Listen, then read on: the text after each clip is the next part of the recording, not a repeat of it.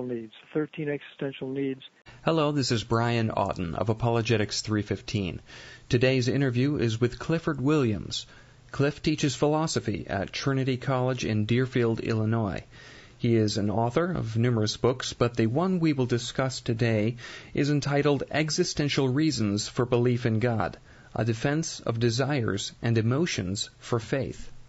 The purpose of this interview is to explore some of the themes in the book and look at the role of existential arguments for belief.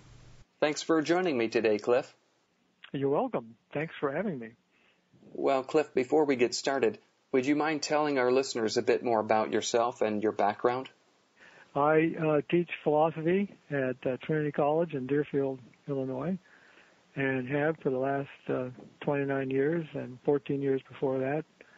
I taught in a college in Rochester, New York, and before that I earned a PhD at Indiana University, and before that I went to Wheaton College, where I fell in love with philosophy and got to thinking about the ways in which philosophy and Christianity meld together. Well, I'm always curious when I speak to someone who is into philosophy or is a philosopher or teaches philosophy, how they got interested and also what role that they think philosophy has in exploring issues of theology and also apologetics. What are your thoughts on that? Well, I got interested in philosophy when I took a philosophy course as a freshman at Wheaton College, and I liked it, and so I took more courses. And I liked it still and went to graduate school. I can't say that I went into philosophy with a mission or with an aim or a goal at the time that I went into it. I just simply liked it. That's just an historical fact. At the same time, I have more of a sense of a mission now for teaching and using philosophy, and I think studying philosophy is especially useful for people in theology and apologetics, partly because of the way in which studying philosophy sharpens people's minds, sharpens their use of words, helps them to become clear and logical in their expression and argumentation.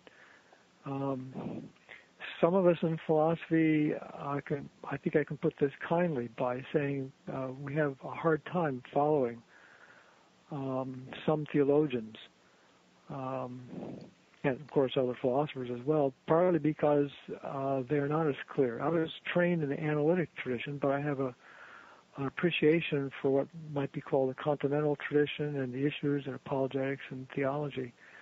I think one really good combination is a person who has studied what has been called analytic philosophy, who also appreciates the existential tradition in philosophy and apologetics and theology.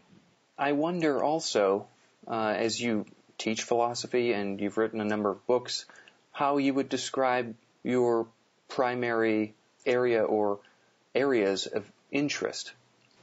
Well, in graduate school, I became an analytic metaphysician, which means I did detailed analysis of metaphysical issues, in particular the philosophy of time. Later on, I fell in love with Kierkegaard and Nietzsche, and I loved teaching Kierkegaard and Nietzsche, and I got into issues of love and friendship and virtues. And I think my background in analytic metaphysics prepared me for thinking about virtues and Kierkegaard and Nietzsche and virtues and love and friendship.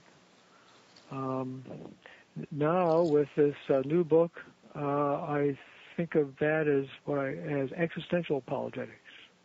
I want to talk about that book. That's the primary sort of topic we'll be looking at today. And I think before we get started, we should kind of describe what existential means in this context for those who are kind of wondering, well, what do you mean by, say, existential reasons for belief in God? What's existential or existentialism, and how are you using that term? Well, existential apologetics, as I'm using the term, is not really existentialism. Mm-hmm. The reason I call the book Existential Reasons for Belief in God is because the idea is that I appeal to need-based reasons, and I call them existential needs. Existential needs because they're broad, they're whole life, they're cosmic. I like that word cosmic as opposed to, say, Wednesday afternoon at 3 p.m. Sort of thing. And so that's the only reason that I use the word existential, because it gets at the cosmic significance of the needs on which belief in God can be based. Mm-hmm. So if you're summarizing sort of your overall goal in the book, how would you, if someone comes to you and say, oh, you've written this book, Cliff, what's it about? And you've got 10 to 20 seconds to let them know. How do you actually explain that sort of in a nutshell? Well, I'd first say that the book is based on a puzzle. It comes from the question, is it legitimate to believe in God solely on the basis of need? Or put differently, is it legitimate to believe in God solely because you desire to do so?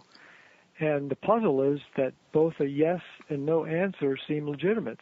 The first, the no answer, it doesn't seem reasonable to believe that something exists simply because you want it to believe it, that it exists, or because you desire that it exists, or that you have a longing for the existence of it. On the other hand, people have come to Christian faith on the basis of need, deep needs, longings, faint longings, strong longings, desires, emotions. And so it seems to me that we need to think about the role of need in the formation of faith and the legitimacy of need in the formation of faith. So the thesis that I want to put forward is that it is legitimate to acquire faith in God through need, but also supplemented by reason. Or put differently, the ideal way to acquire faith in God is through both need and reason. And then I supplement that with the thesis that faith should consist, at least in part, of emotion. Emotion and assent together form faith. And so my project as a whole is, I want to say, holistic. And I want to contrast what I'm calling here an existential approach with an evidential approach. Most apologetics, practically all apologetics, in the Protestant and Catholic tradition in the last 25, 50 years has been evidential, meaning that it appeals only to reason, to argumentation. And so in appealing to need and reason and need, my project is more holistic. And I might add at this juncture that it fits what feminist philosophers of religion have wanted. They've critiqued the emphasis on reason, and what I'm doing is adding an appeal to need to reason, so that it fits human nature more accurately, because we are reason creatures and we are also emotion creatures. Well, I think that's a good overview. It's a little bit more than 10 to 20 seconds, but I'll forgive you on that. And I think many people may have strong objections when they hear this idea that it's justified to believe in God just based on a feeling of need or some sort of desire. And so we'll unpack that more. But you do talk in the book about needs and desires. I want to ask you what the difference is between the two and how they play their role in your overall argument. Okay. First, a 10-second reply to your question. The thesis of the book, the thesis that I want to maintain is that it is legitimate to believe in God on the basis of need, though not solely need supplemented with reason. And the question of how need differs from desire is a good one because I want to use them interchangeably. That's not quite right. The difference between need and desire is that need is generally thought to be stronger, more intense. That's how the dictionary defines it. But so far as the question of believing in God is concerned, it's the same question, because whether you ask, is it legitimate to believe in God on the basis of need or legitimate to believe in God on the basis of desire? Because in both cases, there's something missing in our lives, there's a lack that we feel. And so our question is it legitimate to believe in God to satisfy that lack? And so, yes, there are differences between needs and desires, but that difference doesn't make a difference so far as my question is concerned. Okay. I wonder if you could state the argument, perhaps laying it out in points, so that we can kind of unpack them as we go along. Yes, there is a very simple way of stating the argument. It has two premises and a conclusion. The first premise is that we have certain existential needs, 13 of them, and I think I want to come back and mention a few of them. Second statement is that faith in God satisfies these needs. And the third statement is, therefore, we are justified in having faith in God. That's what I call the existential argument for believing in God. It's a very simple one. Basically, it comes down to the thesis that I am justified in having faith in God because I need to have that faith. It's a little more complicated, as I mentioned, because many people, in talking about a need for God, just simply leave it at that. But I want to unpack it, and I want to say that we have a number of needs, as I call them, existential needs.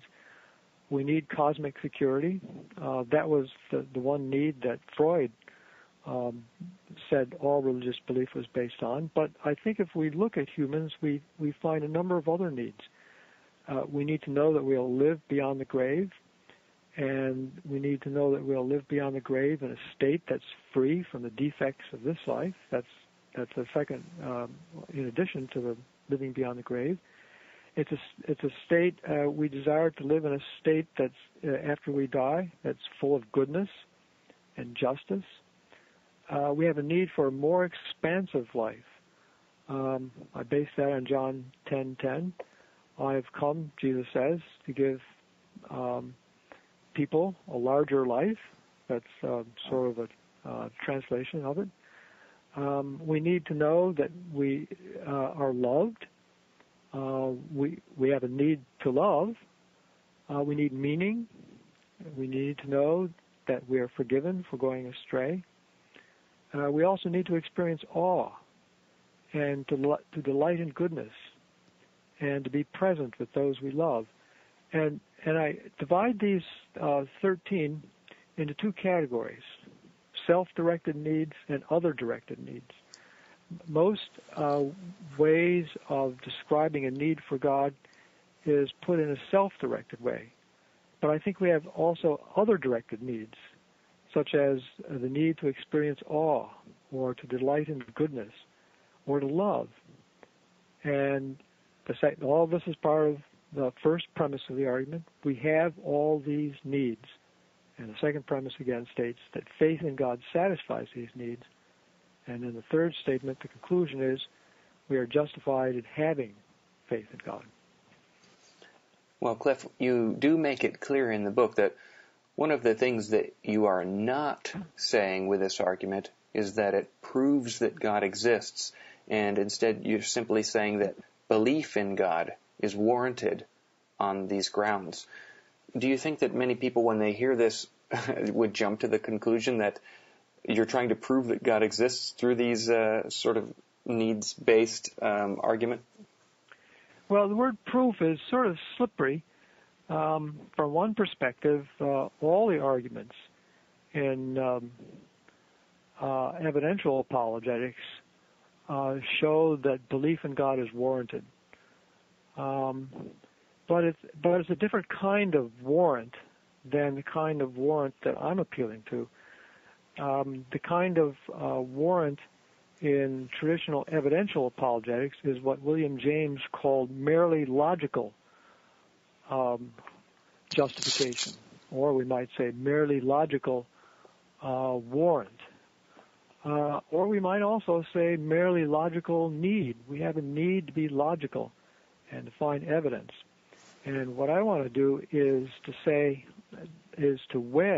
blend that kind of need, that kind of warrant with need warrant or need rationality, and say that it's legitimate to believe in God because of our needs, and also because of the logic. I want to blend those two. In need rationality, we take care of our needs. It's in a way it's rational to love. In a way it's rational to believe in something that gives us a sense of cosmic security, because we're taking care of ourselves. But I don't want to say that's the only reason here, because we need to blend reason with need. One thing that comes to mind here is the question of how the word belief or believing in God is being used. For instance, one could say that believing that something is true would be one way, and then the other thing would be putting one's trust in God. So I suppose this is kind of coming from another objection, maybe one that even a Christian apologist might have, and that's that the existential argument does not guarantee truth. So do you use the word belief in a sort of putting one's trust in, even though the argument doesn't point towards something being necessarily true? You've wrapped up an objection here with the question about the nature of belief. What I want to say is that believing in God is more personal than what comes through in evidential apologetics. And this is the holistic character of what I'm calling the existential argument for believing in God. Actually, I don't think the existential argument for believing in God works. The obvious objection is that need does not guarantee truth. So I think that reason needs to come in here, but not reason by itself. Reason with need. And that's connected to the question about what belief in God consists of. Belief in God does not consist, according to my way of thinking, in just assent. It consists also of emotion. And the prime emotion here is trust. But in addition, when we satisfy these needs, these existential needs, 13 existential needs, we are having emotions, and all those emotions are part of what I think constitutes Christian faith. Emotion and assent blended together in the same way in which we trust a friend. It seems to me that faith in God is a little bit like having a friend. At the same time, I don't want to say that God is a friend. I'm just saying that the two are alike, because when we have trust in a friend, or when we have a friendship, we're using both our emotions and reason together. Well, I think that you, in one of the chapters, you do answer that objection more fully, and you even lay out the objection in a syllogism. Point 1, we need to feel secure. Point 2, believing that invisible George accompanies us wherever we go satisfies this need. Point 3, therefore we're justified in believing that Invisible George accompanies us wherever we go. So the objection makes the point that you might be justified in believing that Invisible George is there, but it doesn't mean Invisible George is. And I would think that, as you're saying there, this is why you're coupling it with rational arguments as well, that if you're looking for truth, you wouldn't take just this existential argument alone. Yes, you have it exactly right. I call that the Invisible George objection, and it's the objection that believing on the basis of need does not guarantee truth. And I think that's a fatal objection to the existential argument for believing in God.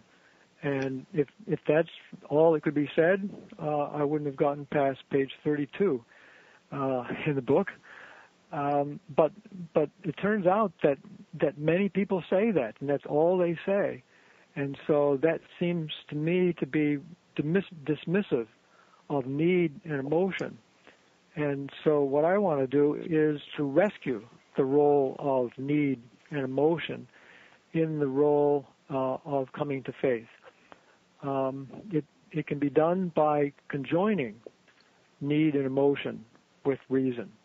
And that's the story that I tell. And by the time you get to the end of the book, it's a pretty big story, because I think reason is involved with need in a wide variety of ways that justify the use of need in coming to faith. Not just reason, but reason, not just need, rather, but need conjoined with reason. Well, it would seem to me that many people would have this sort of narrative in their own life, that they didn't come to believe in God through a dry, cold process of evaluating facts, and then they believe it's true, coerced, as it were, by the facts, and then they put their trust in God, and then suddenly emotions follow.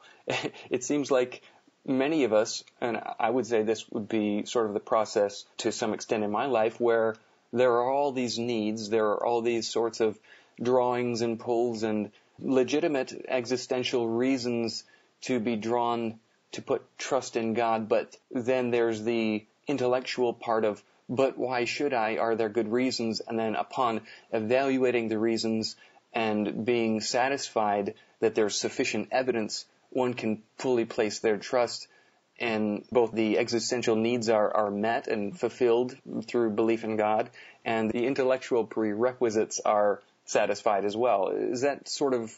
Yes, but with a twist. I think you have it right. Many people come to faith in God on the basis of need, and if you were to go to a church service as an anthropologist, you discover that need and emotion are appealed to. Just this morning, we were singing the song, "We are thirsty for you, O God."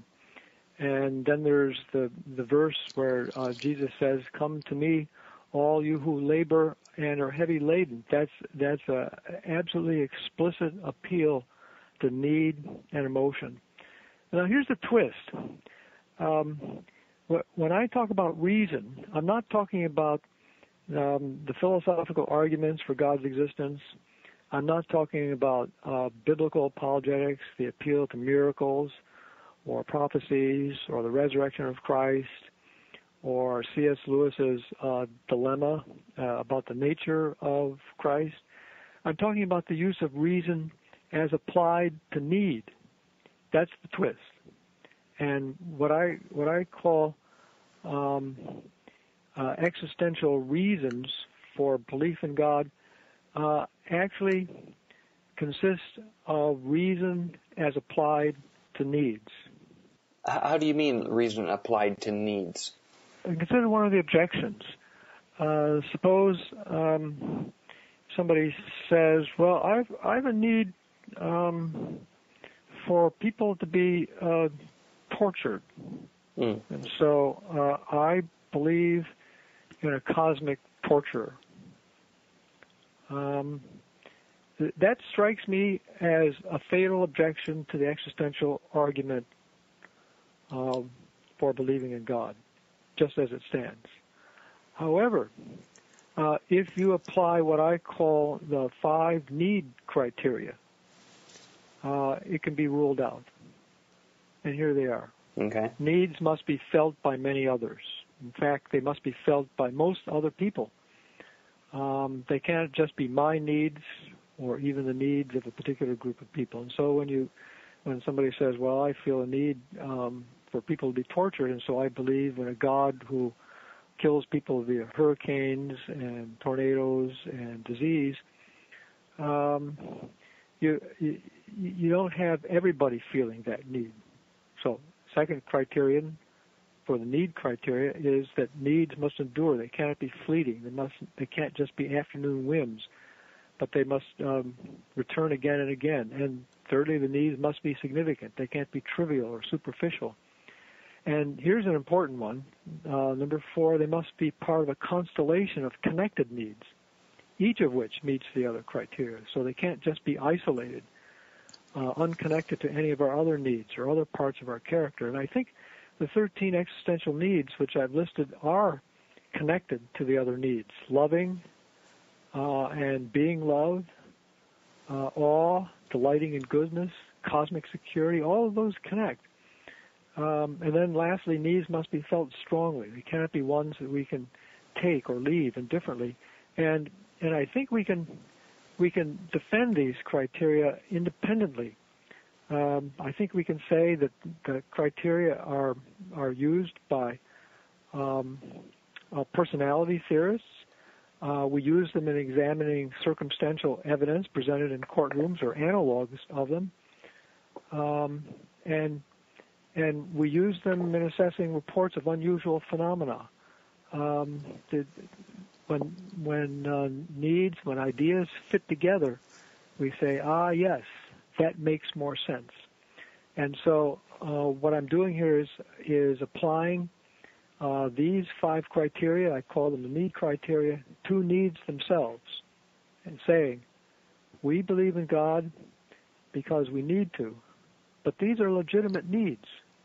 And so it is rational, we are warranted, we are justified in believing in God. And that's the combination of need and reason that I was referring to. All right, well, very good. Now, I want to bring up another argument that is presented against the existential argument, and that would be that this justifies belief in just any kind of God. In other words, why should this give you the Christian God over against, say, Muhammad or Krishna? Would you mind unpacking how you approach that objection? Yes, that's a very good objection, and I realize that that can be used against the existential argument for believing in God. And if the argument were to stand by itself, I think the objection would be fatal to it. But again, what I would like to do is to apply reason to need. And at this point, I would like to use several criteria. I would like to use the restlessness test. Are we restless still when we believe in a different God? Are we satisfied fully? And here I use what I call the satisfaction criteria. Again, 5 of them. Satisfying emotions are capable of being felt by many others. Satisfying emotions endure. Satisfying emotions are significant. Satisfying emotions are part of a constellation of other satisfying emotions. Satisfying emotions are strongly felt. And at this juncture, what I'd like to be able to say is that faith in the Christian God satisfies at least some of the existential needs better than does the faith or other supreme state in non-Christian religions, such as Buddhist emptiness. And the reason I like to say that, one of the main reasons, is because faith in non-Christian religions does not deal with all of the existential needs, such as a need for forgiveness or for life after death and a state free of this life's troubles. So I really like to take seriously the fact that we have a wide variety of needs and that they fit together. And once we apply that, and all this is using reason, by the way, reason not in an evidential way, in an argumentative way, but a way of testing our faiths, testing our satisfactions, I should put it, our needs, our satisfactions, the value of our satisfactions, and comparing them. And I also like to be modest here. I don't want to claim more for this than is warranted, which is why I use the word better than. It seems to me that yes, people can have a certain satisfaction in other faiths. But what I want to claim is that when we investigate the matter, faith in the Christian God satisfies the needs better than those others do. All right, well, here's a third objection that you look at in the book, and that's this, that not everyone feels these existential needs. Now, I don't want to delve too deep and give too much of the content of your book away here, but briefly, how do you go about answering that? What about people who supposedly don't have these sorts of needs? Well, that's actually two objections wrapped up in one. Now, let's suppose we take the need for meaning. It's probably probably not too many people would say that they actually feel that need, or don't feel that need. But I can see some people saying they don't feel the need for awe, perhaps, or maybe even someone who says, well, I don't feel the need to be loved. But let's take that last one. Suppose somebody says, I don't feel the need to be loved, an emotional hermit, for instance. We'd sort of wonder about them. But here's what we do. We'd say to ourselves that the emotional hermit could really come to feel the need for love. And if we tried, what we would do is perhaps describe love to them. We could do that through descriptions, through narratives, say, in fiction, or poetry. Or the best would be to take them to people who are loving and show them what it's like. Perhaps they've come from a family of origin where there hasn't been love, and when they come into contact with love, the likelihood is that they will feel it. Again, notice I use the word likelihood here. I don't want to claim a strong certainty about all of this or any of this. The likelihood is that someone who's an emotional hermit will come to feel love. And so that's what I want to say about at least some, if not all of those 13 existential needs, that they can be aroused. And not only that, strikes me that some of them are latent, because we go around every day with degrees of awareness. There's what's in our attentional circle, if you wish, our fully conscious region of awareness, and then there's what's sort of in the background, and sometimes that background can be pretty submerged, but it can come out. It can come out in a number of the ways that I've already described, and so one of the things I want to say is that feeling these needs can be aroused, that people can come to feel these particular needs. And here, I guess I'd like to appeal both to psychology and theology when I talk about resistance. It seems to me that resistance is operative here as well.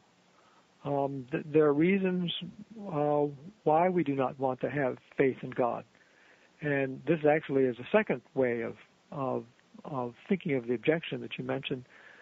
Someone might say, "Well, look, I have those needs, those 13 existential needs. I'll admit that, but I just don't find that I need faith in God to satisfy those needs." And at this point, it strikes me that resistance is something that we need to uncover here.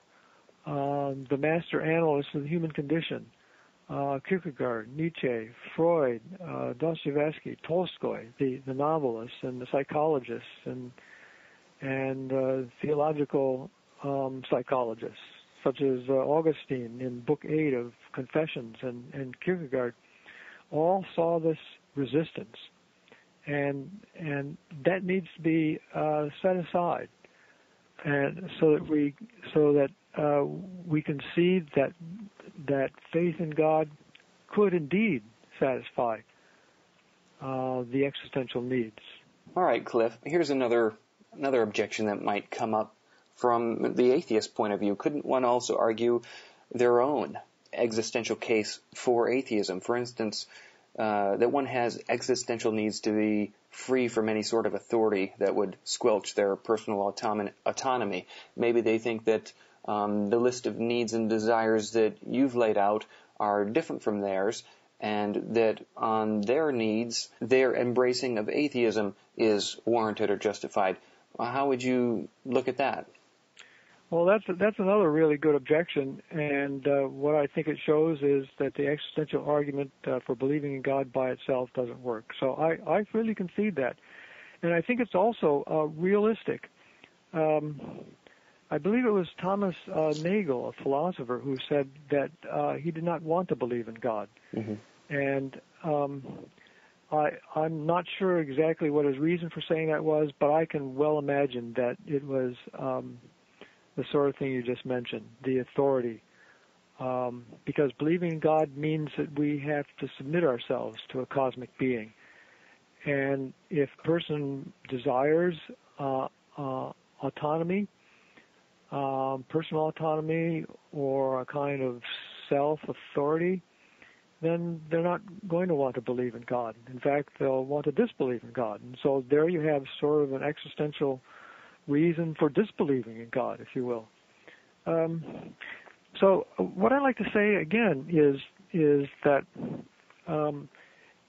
that we aren't fully justified. We aren't actually. I'll concede to Freud and all the objectors that we are not justified in believing in God solely on the basis of need, because of this objection and the others that you've mentioned.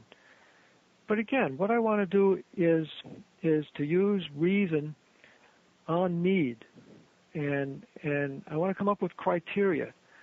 I want to come up with a list of needs, the 13 needs, the satisfaction criteria, the need criteria, the obstacle test, the value test, the restlessness test. All of these are ways of using reason. I don't think they're decisive, but we do commonly use these sorts of reasons.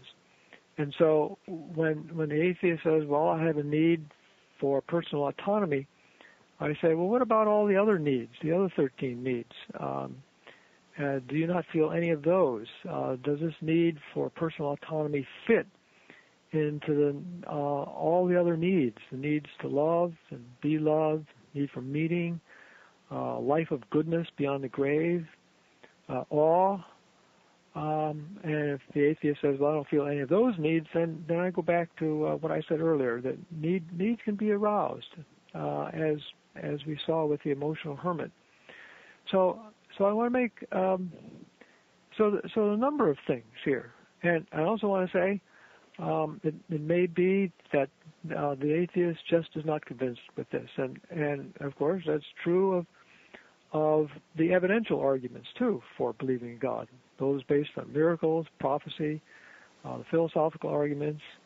If you're going to reject the existential argument for believing in God because people disagree with it and cannot be fully convinced, then you're going to have to reject all of evidential apologetics.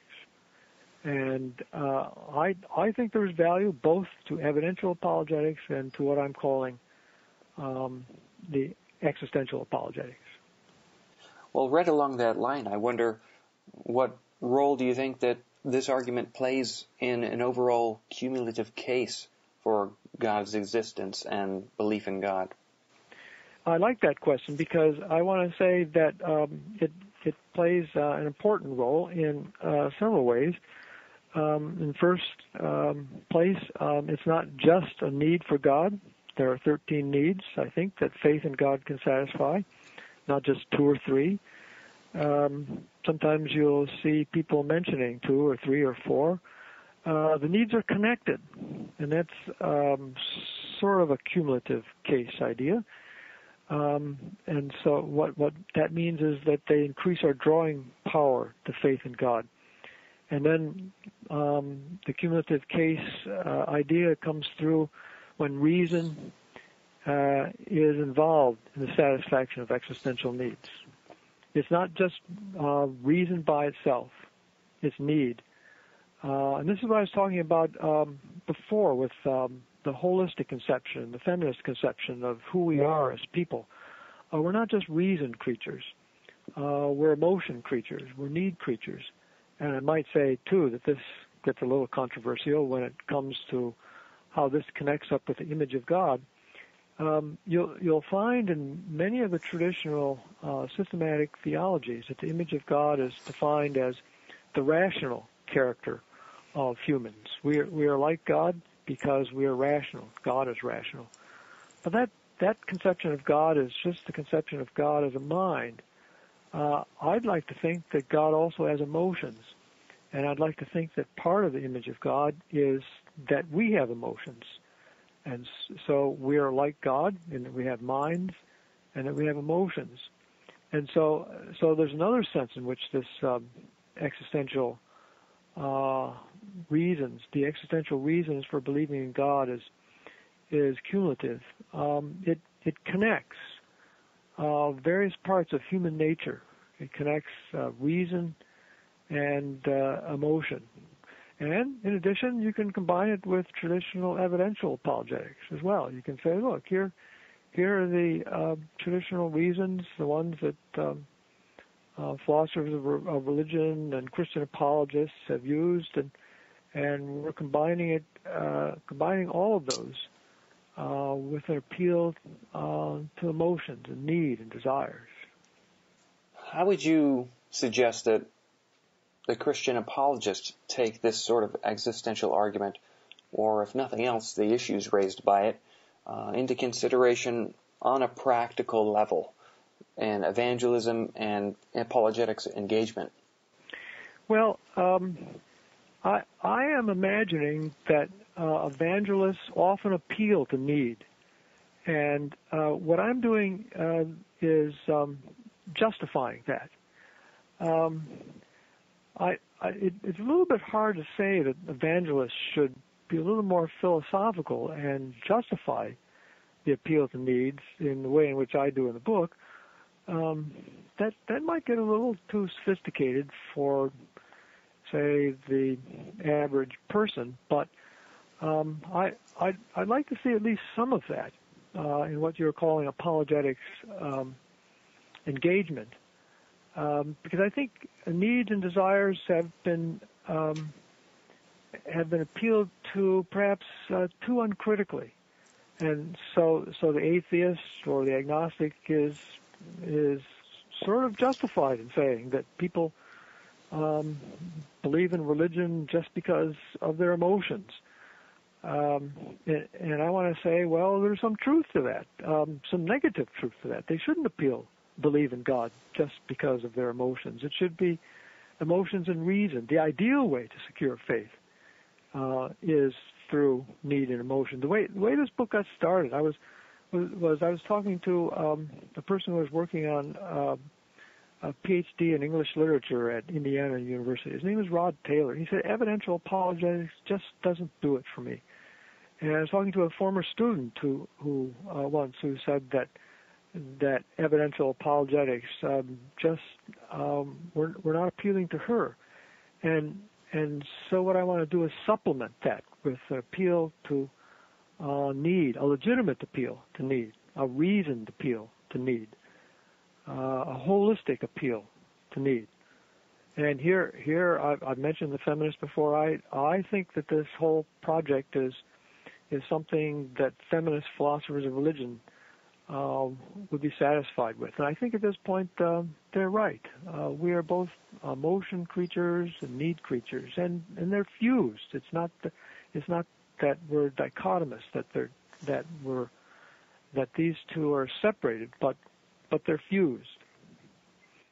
Well, I appreciate the work you've done in the book, Cliff, and I want to point our listeners to it, and I'll supply links to it on our blog post. One of the things I also like how throughout the book you've broken up some of the chapters with testimonial contributions from those who've been profoundly affected in a real way by these needs and desires. I wonder, on a personal level, how has authoring the book affected you?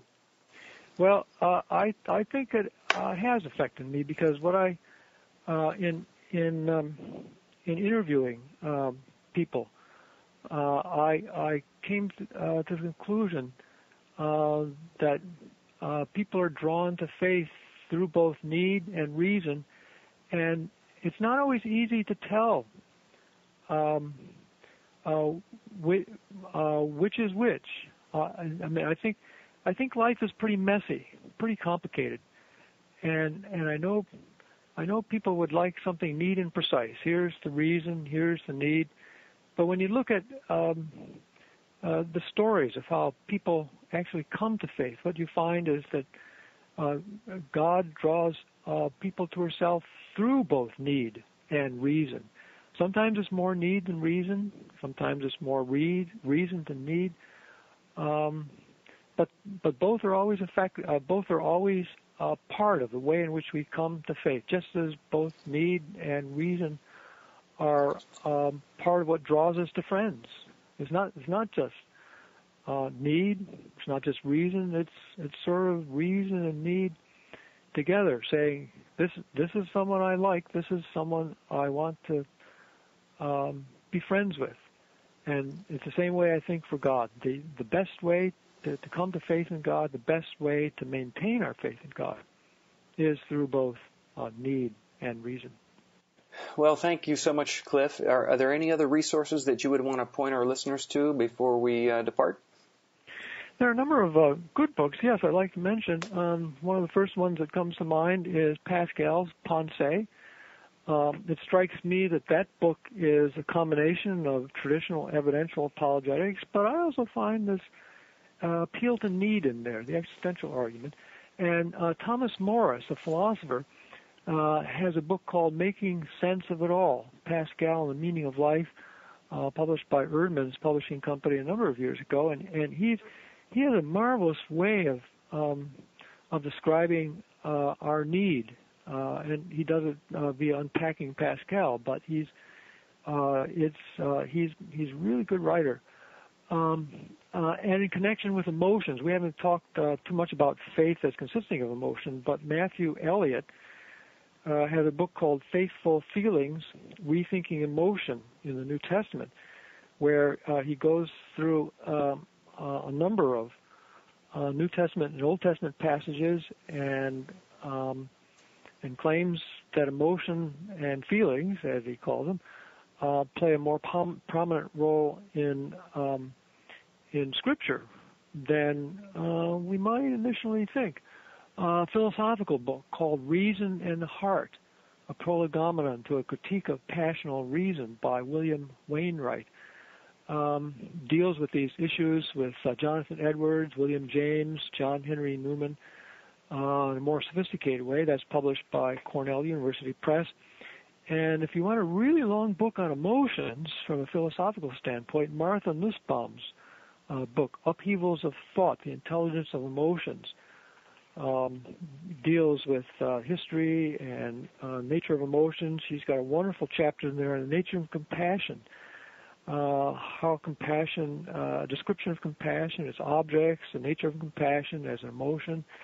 And I also like to recommend, lastly, the works of Robert Roberts, a Christian philosopher who teaches at Baylor University, has written a number of good books on emotions from a philosophical standpoint, but also a book on spiritual emotions, Christian emotions, and connecting the virtues to emotions. Well, I think that's a great list of resources for people to continue their studies. And again, I want to point them to your book, Existential Reasons for Belief in God. Cliff, thanks so much for taking the time to do the interview. You're welcome, and thank you for your interest, and it's been a pleasure talking to you. I have been speaking with Clifford Williams, author of Existential Reasons for Belief in God, A Defense of Desires and Emotions for Faith. Links to this book and other resources by Cliff can be found at today's blog post at Apologetics315. If you've enjoyed this interview, please share it with a friend via Facebook or Twitter. If you haven't yet become a friend of Apologetics315 on Facebook, head over to facebook.com/Apologetics315 and become a fan. You can also follow on Twitter at twitter.com/Apologetics315 for a steady stream of apologetics-related links.